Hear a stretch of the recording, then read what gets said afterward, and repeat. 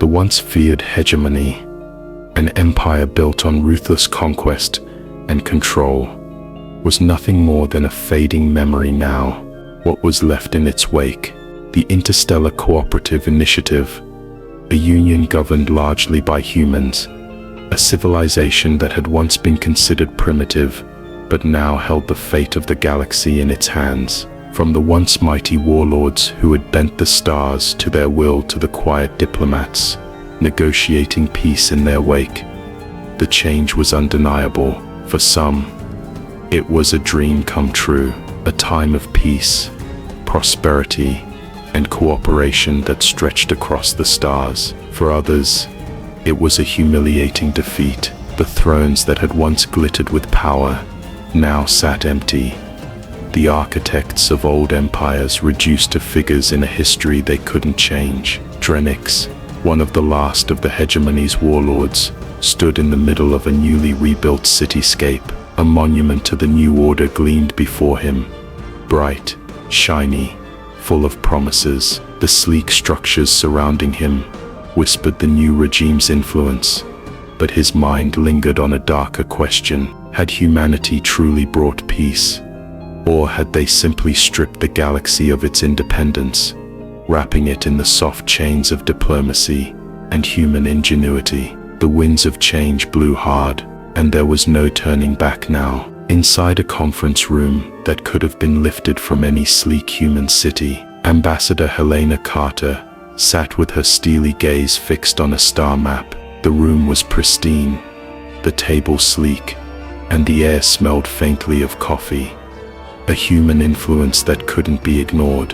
Her reputation preceded her, diplomatic.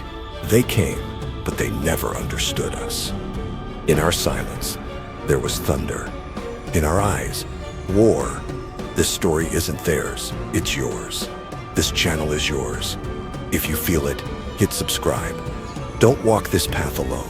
But sharp as a blade, with a firm hand and a disarming smile, she was humanity's face to the galaxy, and she had masterminded much of the Interstellar Cooperative Initiative's success. Despite the galaxy's mixed reception, Helena had secured human dominance in the name of peace. But was it peace or control? That was the question Drenix asked himself often. When he saw her, beside her stood Potad, the galaxy's most efficient AI. Potad wasn't like the cold calculating machines of the past. This one had an obsession, a strange one, by all standards. Cat videos. Potad was practically a walking a computing entity, full of algorithms and bureaucracy. Yes, but also undeniably strange, with its sudden bursts of laughter at the antics of felines on hollow screens. And there, with a drink in hand, was ex-governor Sarloth, a former ruler of a vast sector, now reduced to a cultural exchange specialist. His once towering presence was now more a shadow, a relic of a time when the hegemony ruled with iron fists. His job now, to smile and nod, as humans took charge of what had once been his empire. His pride was still intact, or at least, he tried to convince himself that it was. They were the architects of change, the masterminds who had brought about the end of the old regime. A human diplomat, a strange AI, and a fallen ruler. They held the galaxy's fate in their hands, and for all their differences, they had one thing in common. Humanity had reshaped everything. Every former hegemony world, every colony, every scattered outpost had been retrofit. What had once been ancient, barely functioning technology, remnants of an empire at war with itself, had been transformed. Human technology, sleek and efficient, had seeped into every crevice, reshaping systems and making them compatible with human oversight. It wasn't just the technological advancements that had been integrated. Defense systems, once designed to annihilate, now adapted to serve. They were updated, mysterious updates that seemed to happen overnight, forcing every sector under human control. No matter how independent the world once thought itself to be, Human diplomats insisted it was an act of goodwill, a sign of progress. Our systems are simply more compatible, more adaptable, and above all, safer, they claimed. They painted their actions as a gift, the final phase of integration. To them it was the peaceful spread of civilization, but others, especially the former ruling elites, saw it differently. They whispered in the corners of the galaxy, calling it a silent coup, a smooth, efficient move that took away their freedom, replacing it with what could only be described as subtle domination. They might have been granted freedom on paper, but human oversight had infiltrated every corner of their world, making it impossible to break free. As Drennick stood on the edge of a newly fortified city, watching a defensive network light up across the skyline, he couldn't shake the sense of unease that gnawed at him. The galaxy was no longer a place of endless war, but was it any more free? Or was humanity simply the next power to rise, one that governed through its technological mastery? There were murmurs across the galaxy, growing louder with each passing day. The former elite, those who had once ruled worlds, now wrestled with the bitter truth that their rule was over. They found themselves sitting in conferences and forums, once filled with discussions of dominance and conquest, now filled with human diplomats pushing for unity and progress. Their past had been one of oppression, now it was a future of submission. They had been conquered, but the galaxy was too large, too fractured for them to simply accept it. Even as humanity's advances spread, whispers of rebellion began to stir. They hadn't been defeated by a warlord's army or a fleet of ships. They had been defeated by human ingenuity, by a force they hadn't understood until it was too late. Was humanity truly benevolent, offering a chance at peace and prosperity? Or had they simply outmaneuvered the old guard? Was this progress, or was it a new kind of subjugation? The former rulers were torn between the allure of their lost power and the subtle realization that, in the face of humanity's relentless will, their old ways were simply no longer viable. As Drennick looked out over a world that had once been his, he realized one thing: submission was not a word the galaxy was ready to accept, but progress. That was another story. And in this new era, one thing was clear: humanity had changed the rules of the game. The remnants of the hegemony had been broken. Powerful warlords and once celebrated rulers had fallen from grace. Their empires dissolved into the void of history. But some would not accept this new order.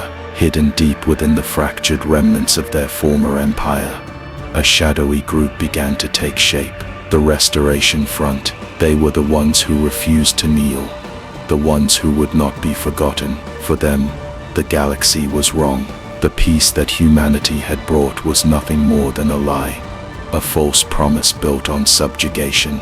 They believed humanity had taken what didn't belong to them, reshaping the galaxy in their image. In dimly lit chambers, whispered voices plotted in secrecy. Admiral Tira Voss, once a commander in the hegemony's fleet, clenched her fists as the sound of her new orders echoed in her mind. Correct the galaxy. That was their goal. Humanity had to be stopped, and they would rise again, even if it meant starting from the shadows. The galaxy was no longer ruled by might or armies, but by humans' most powerful weapon: bureaucracy. Every system, every infrastructure, and even the trade routes once under hegemony control were now efficiently run by humans. Admiral Voss stormed into a control room, only to be met by a sea of smiling faces.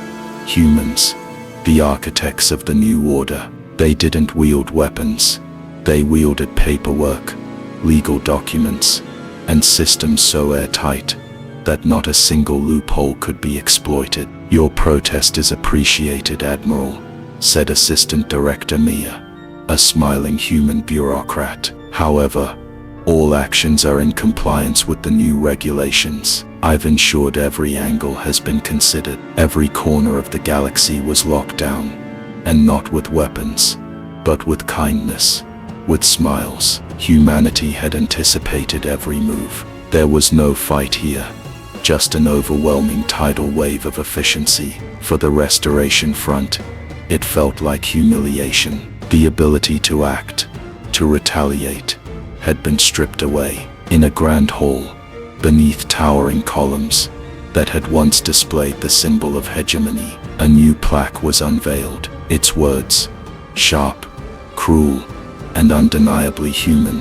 hung in the air like a mocking anthem. Civilization, you're doing it wrong.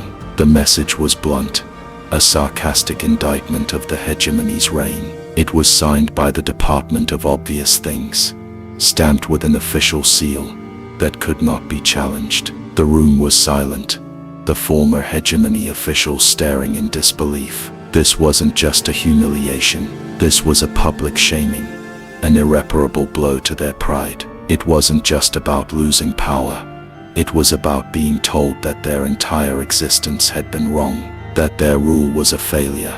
They had been wiped from the stars with nothing but paperwork and a scornful plaque. "This is it," muttered Etzaloth, a former governor, his voice trembling with disbelief. "This is the end of us." For the Restoration Front, it was a message they couldn't ignore. It wasn't just an insult. It was an attack, a declaration that their past had no value. Humiliation was one thing, rage was another. Deep within the secret halls of the Restoration Front, the elites of the fallen hegemony gathered, their fury burning hotter than any warship's engines. Admiral Tira Voss, her eyes filled with unbridled anger, slammed her fist down on the table. "We will not be erased," she snarled. "We will not go quietly into this new era of peace. They've mocked us, humiliated us, but they have not broken us." The words of the plaque still burned in their minds. The mockery was too much to bear.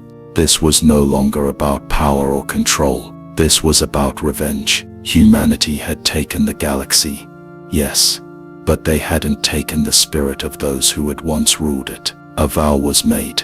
In the deepest corners of the galaxy, the Restoration Front would no longer comply. They would rise, not with weapons of war, but with strategies, disruption, and a new understanding of the battlefield. The time for submission had ended. They said Earth was small, but when we spoke, the galaxy listened. And now you're here, not late, but right on time. This channel's been waiting for people like you, so don't hold back. Subscribe. This journey belongs to you now. In forgotten corners of the galaxy, in the back alleys of quiet worlds, secret meetings began. Whispers of resistance filled the air like a deadly virus, spreading silently from one disgruntled individual to another. Sabotage, disruption, rebellion. Plans were drawn in the darkness, for the Restoration Front had no chance of winning a direct confrontation, but they didn't need to. They needed to disrupt, to sow chaos in a galaxy that thought it had already won. They needed to make humanity question whether their control could truly last. The question wasn't if they would strike back. It was how. How could they fight back against the overwhelming might of human bureaucracy and influence? And more importantly, would humanity even take them seriously? Would they view this rebellion as just another fringe movement? Or would the Restoration Front's spark ignite something far larger? As the plans began to take shape, the galaxy held its breath. The Restoration Front might be small, but their resolve was growing. The first steps had been taken, and the outcome of their struggle was anything but certain. The war had just begun.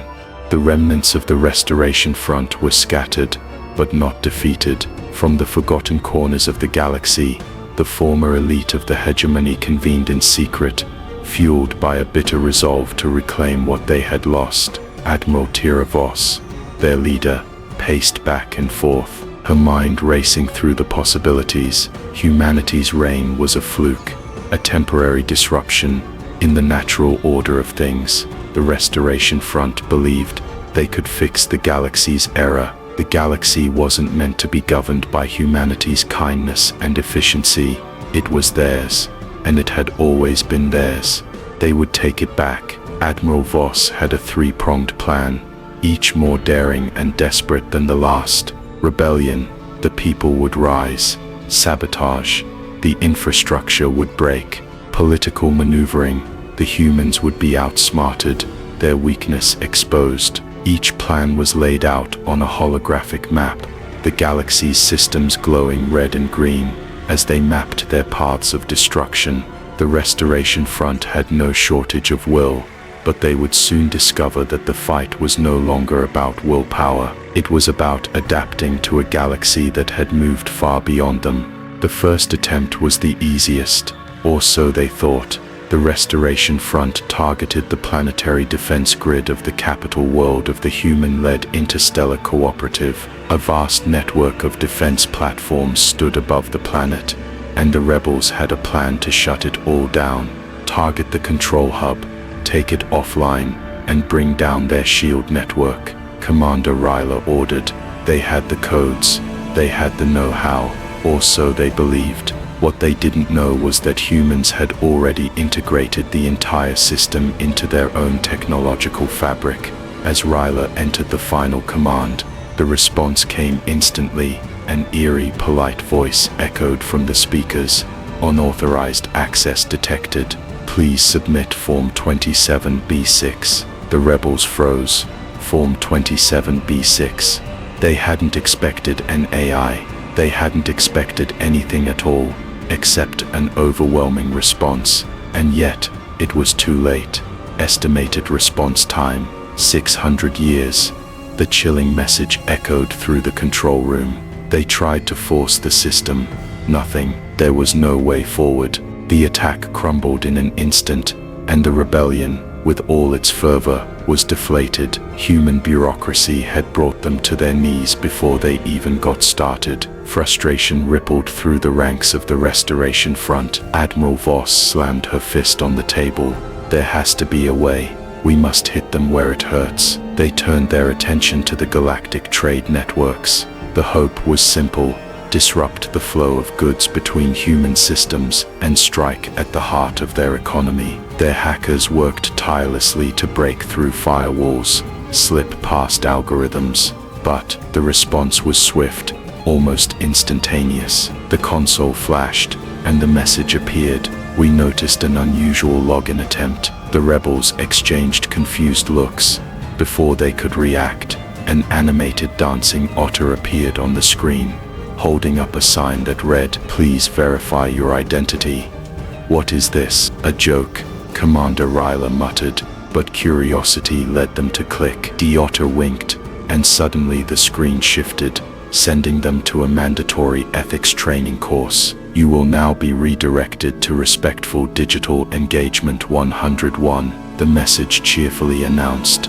This is impossible," one of the rebels said, exasperated. How are they not even worried? Humans were utterly unfazed. The Restoration Front could only watch helplessly as their efforts dissolved in a flood of kindness and efficiency. The rebels had failed again. Desperation drove the Restoration Front to one final attempt: diplomacy. Surely the Interstellar Cooperative, despite all its technological advancements, would be vulnerable to political pressure. They submitted a formal complaint to the cooperative, outlining the flaws of human governance. "This is our last hope," Admiral Voss said, a strange mix of hope and resentment in her voice. They expected resistance, something they could rally against. Instead, what they received was something they couldn't even comprehend: a heartfelt response, not from an official, but from a human representative. "We're sorry you're facing these challenges. We've gone ahead and resolved all your concerns. Roads will be improved in the next 48 hours. Trade routes optimized. Cultural workshops are now available."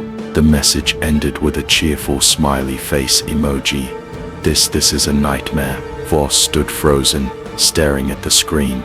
No resistance, no fight, just acceptance. The population, the very ones they sought to manipulate, saw it as a win. For the humans, everything was fine. The restoration effort was not needed. For the Restoration Front, it was a crushing blow. Every move they made to fight back had been turned into a human victory. As each attempt fell short, The Restoration Front's credibility began to unravel. The people they had once hoped to rally now praised human governance. The Restoration Front was obsolete, even within their own ranks. Doubt began to creep in. Maybe we should just adapt, whispered one of the rebel leaders, a former admiral who had once commanded fleets. There were no answers, no guidance. The Restoration Front had crumbled, a footnote in history. Their rebellion, their war for the galaxy, was over before it had even begun. And for the first time, Admiral Tira Voss realized something deeply unsettling.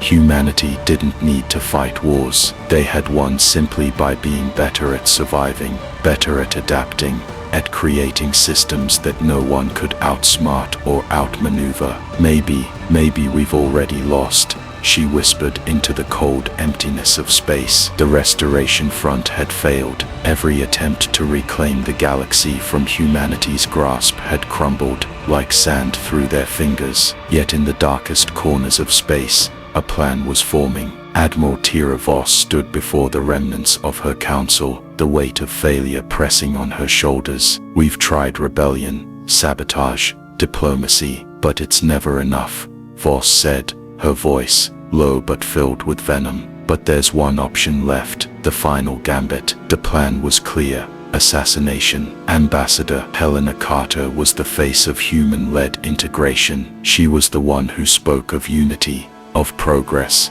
of building a better future. If they could remove her, maybe, just maybe, the tide would turn. The galaxy would see humanity for what it truly was: vulnerable. The final integration ceremony was set to take place in 2 days. The perfect time to strike. A planet-wide celebration of unity, and the one moment the humans would be at their most exposed. The Restoration Front had one chance. If they missed it, they would be wiped from the history books forever. The day arrived. Ambassador Helena Carter stood in front of an audience of the galaxy's most influential beings. Meanwhile, hidden within the crowd, the assassins prepared. Poetad, the AI system guarding the ceremony, was brilliant, but it couldn't account for everything. These were seasoned operatives, trained in the art of subtlety, masters of covert operations. The assassins moved with practiced precision. Disguised as attendants,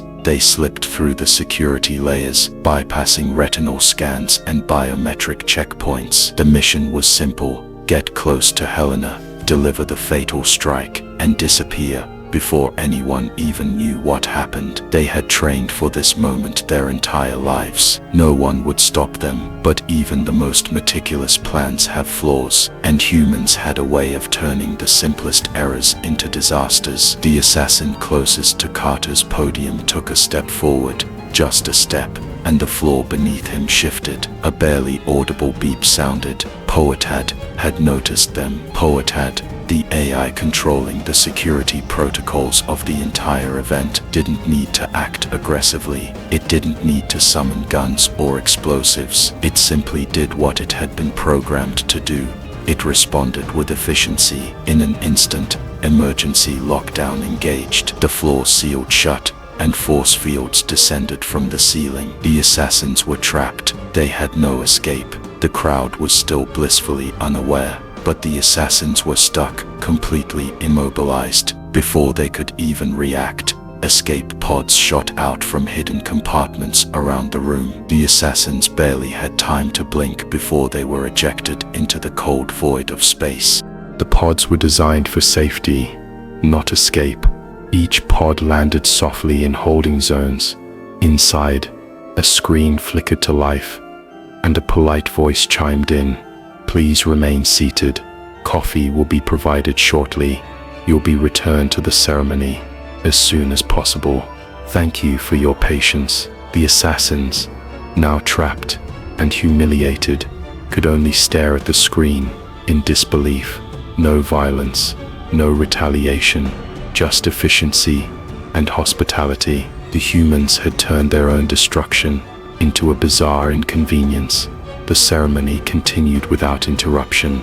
Ambassador Helena Carter stepped up to the podium, her voice steady and calm, as if the assassination attempt had never happened.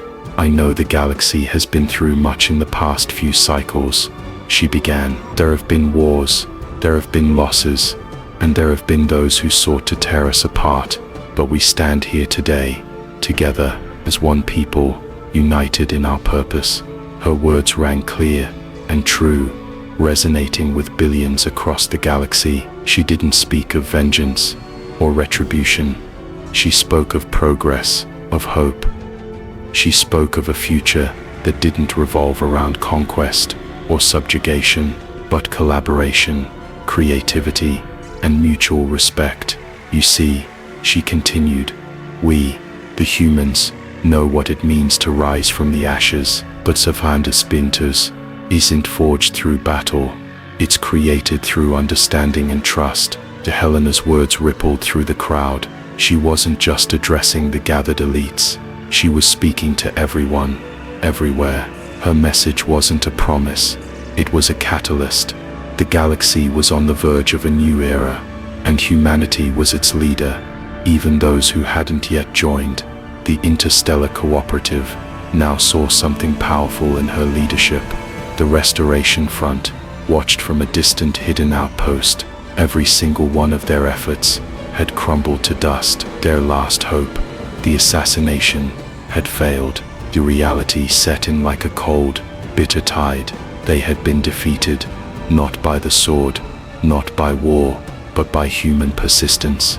From the holding cells, the assassins were returned to the ceremony. They were escorted back to the crowd, where they now stood, as nothing more than spectacles. Their faces were etched with shame. The entire galaxy was watching.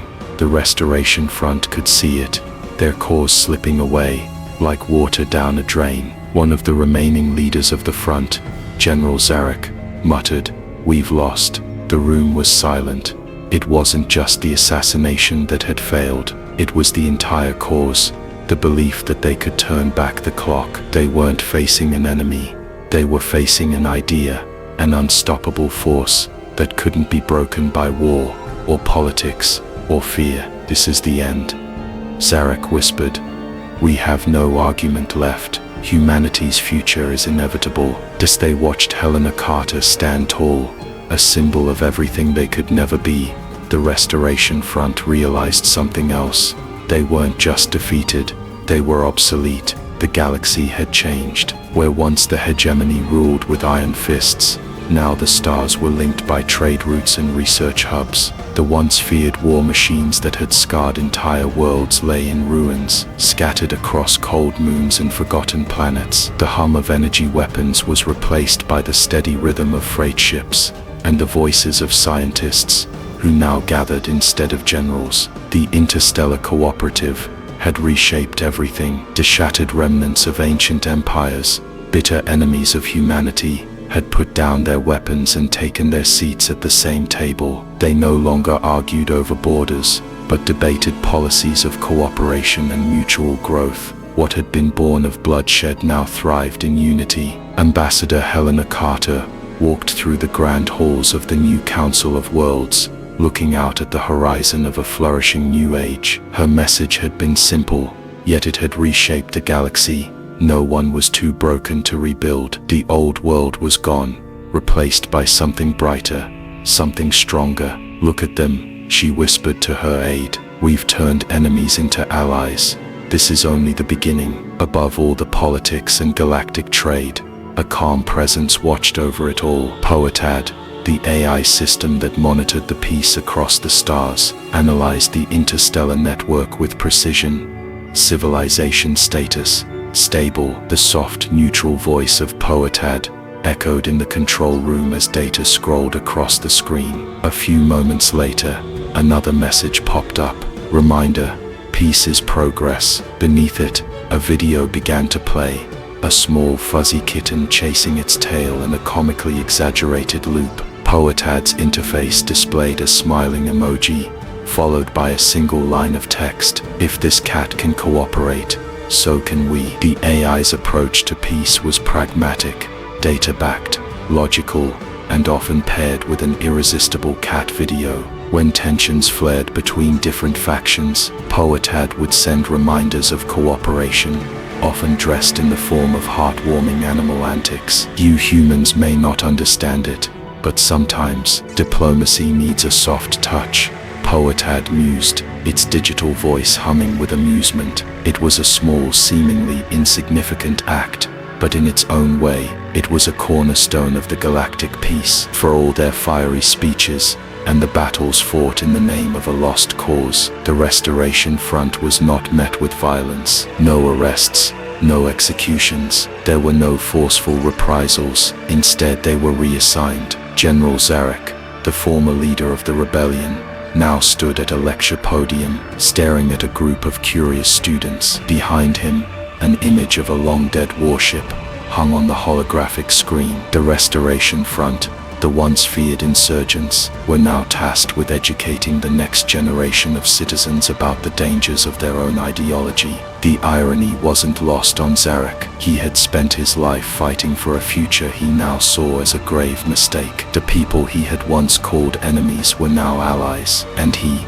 along with his comrades, was now a living lesson on how tyranny falters in the face of reason and cooperation. "You'll be teaching what went wrong," an officer had told him before the assignment. "It's not punishment, it's a new form of redemption." Zarek stood in front of the class, feeling a bitter taste in his mouth. He had wanted to change the galaxy. Now he was part of the galaxy's history, as a cautionary tale. "Welcome," Zarek said, his voice surprisingly steady as he addressed the young students. "Today, we will discuss why might makes right is a terrible long-term strategy." The room was filled with laughter. Some students even rolled their eyes, their faces a mix of amusement and mild disbelief. Humanity's lessons were deeply ingrained in their culture now. They had seen what happened to those who sought to rule by force. Empathy, diplomacy, cooperation. These were the foundations of their future. Zarek's face tightened as he continued,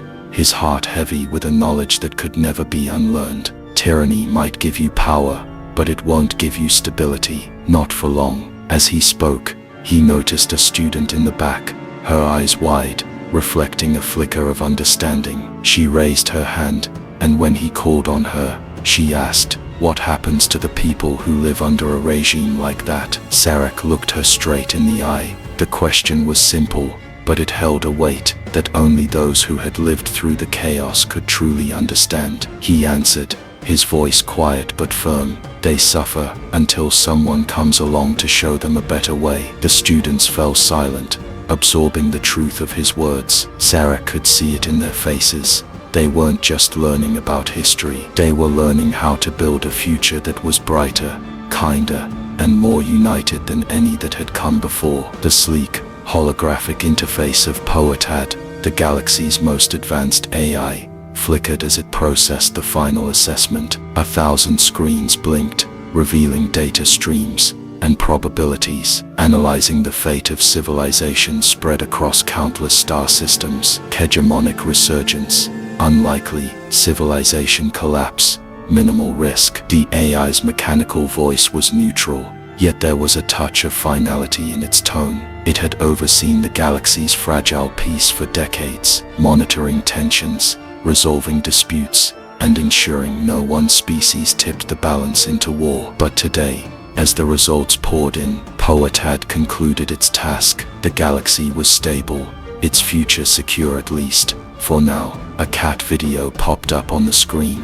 an orange tabby sitting in a sunbeam, lazily pawing at a floating toy. Poetad had long since learned the soothing power of such trivial distractions. It was part of the protocol for keeping galactic morale high. After all, peace was a serious matter, but even the most calculating AI knew when a little humor was necessary. With a soft hum of finality, Poetad began to prepare its next routine update. It was a small, mundane task, but it felt fitting. The galaxy was on the brink of true peace, and it was all thanks to the careful balance Poetad had struck. The ceremony was simple, no grand speeches, no extravagant decorations, just a single moment, a plaque unveiling at the steps of the Interstellar Cooperative. It was a stark metallic object, gleaming in the soft light of the twin suns. Its message, etched in bold, polished letters, could not have been more fitting. The crowd stood in stunned silence as the plaque was revealed. The former hegemony elites, those who had once ruled with fear and iron will, now squirmed uncomfortably. Their grip on power had slipped away, replaced by the shared vision of cooperation. They grumbled, exchanging uneasy glances, but it was clear the age of dictatorship was over. Around them, others laughed, some nodded in agreement, while others marveled at the truth of the words. It was a lesson they had all learned, often the hard way, but now universally accepted. The universe could be a better place if only people were willing to try. Helena Carter stood in the background, watching as the crowd celebrated, her eyes scanning the horizon. It had been a long, difficult journey to this point, but now, as the galaxy took its first steps toward lasting peace, she couldn't help but feel a glimmer of hope. Maybe it wasn't as impossible as they'd once thought. Trade routes stretched across the galaxy, linking worlds once divided by war and suspicion. Cultural exchanges flourished between species, opening doors to new ideas, new technologies, new ways of life. The galaxy, once on the brink of destruction, now hummed with the sound of shared progress. Even the former ruling elites, the ones who had tried to impose their vision of order upon the galaxy, had been forced to adapt. They groaned at the new system, but they adapted all the same. After all, there was no going back. And yet, as Poet had scheduled its next galactic update, one task remained, a small, seemingly trivial one: the endless supply of cat videos. Because in the end, even with all the advanced technologies and complex diplomacy, some traditions simply couldn't be overlooked. After all, peace, much like a cute cat video, was a simple joy worth preserving. They said Earth was small, but when we spoke, the galaxy listened. And now you're here, not late, but right on time. This channel's been waiting for people like you, so don't hold back. Subscribe. This journey belongs to you now.